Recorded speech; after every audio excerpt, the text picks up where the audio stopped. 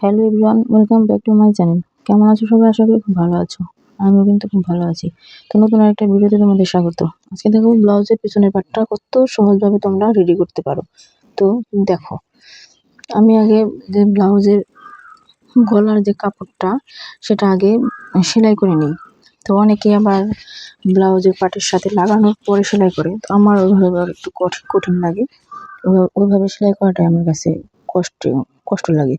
তো আমি আগে এইভাবে সেলাই করে পরে ব্লাউজের সাথে লাগিয়ে দিই।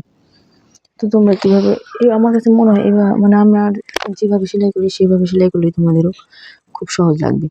তো তারপরে যে ব্লাউজের পার্টের সাথে লাগিয়ে দিলাম, লাগিয়ে দেওয়ার পর আমি একটু একটু করে গলার কাপড়টা কেটে নিচ্ছি, যাতে গলার কাপড়টা অনেকটা সুন্দরভাবে থাকে। আর এখন এবার একটা চাপ সেলাই দিয়ে নিই।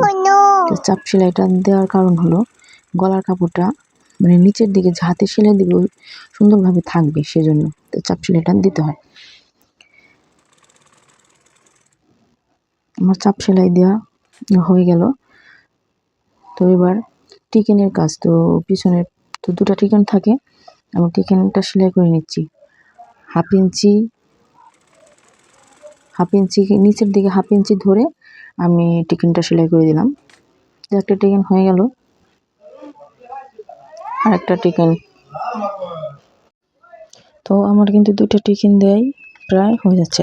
তো নিচের দিকে হাফ ইঞ্চি ধরে টিকেনের সেলাইটা দিতে হয়। তো দিয়ে দিলাম। তো ভিডিওটি ভালো লাগলে লাইক, কমেন্ট, সাবস্ক্রাইব করে আমার পাশে থেকো। আর অলরেডি যারা এই কাজটি করে দিয়েছো তাদেরকে অসংখ্য ধন্যবাদ। আজকের মধ্যে এখানেই।